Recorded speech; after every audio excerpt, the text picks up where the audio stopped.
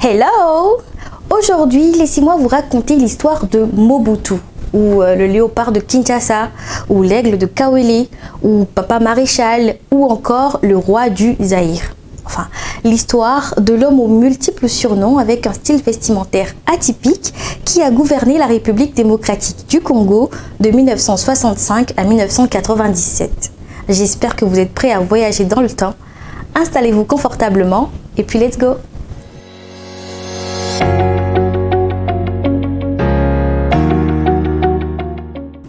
Mobutu avait ses marques de fabrique. Il raffolait des symboles forts puisés dans la tradition.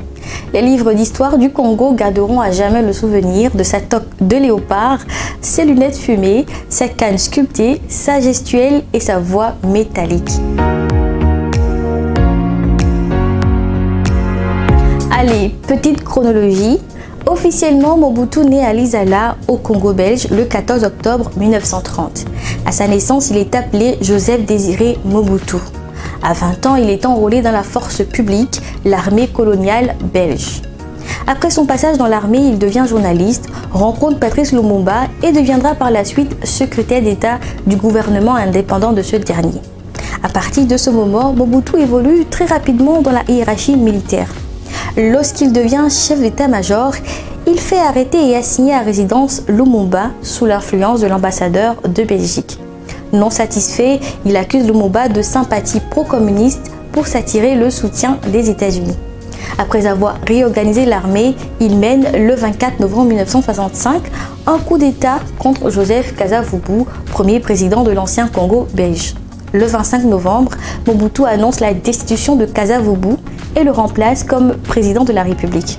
Moi, Mobutu Sese Seko Kukumbendu Wazabanga, je jure d'observer la Constitution et les lois du Zaïre.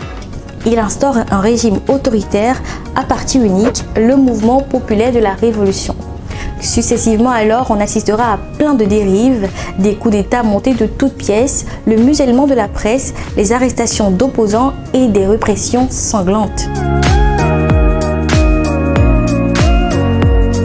Mobutu a aussi joué la corde de la fierté nationale. En 1971, il rebaptise le pays Zaïre, impose un nouveau costume traditionnel et oblige les Zaïrois à choisir des prénoms d'origine africaine. Lorsque le pays chute économiquement, Mobutu nationalise les entreprises étrangères et pendant que la corruption grimpe, le roi du Zaïre accumule les richesses et se fait construire des palais extravagants. Une ville, Badolite, est d'ailleurs créée dans la jungle tropicale pour lui et ses proches. Pendant plusieurs décennies, il se sentira invincible.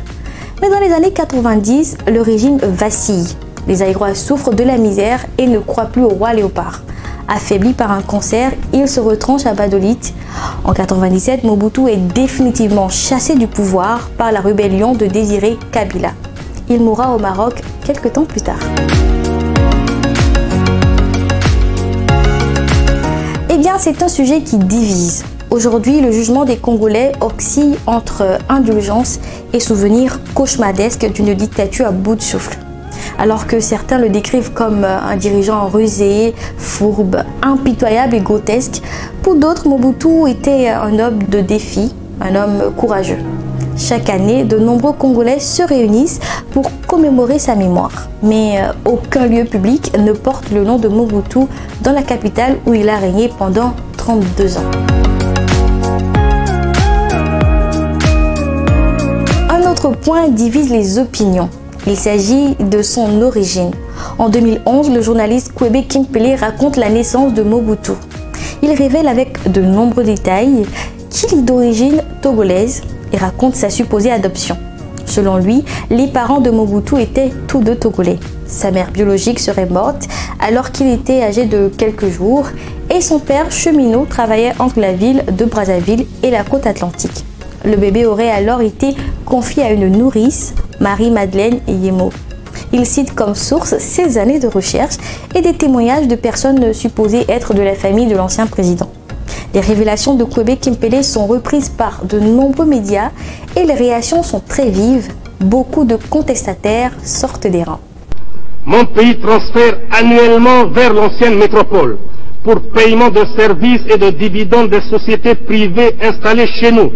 C'est pourquoi je me demande finalement qui assiste qui. Lors de sa prise de pouvoir, Mobutu avait tous les atouts possibles.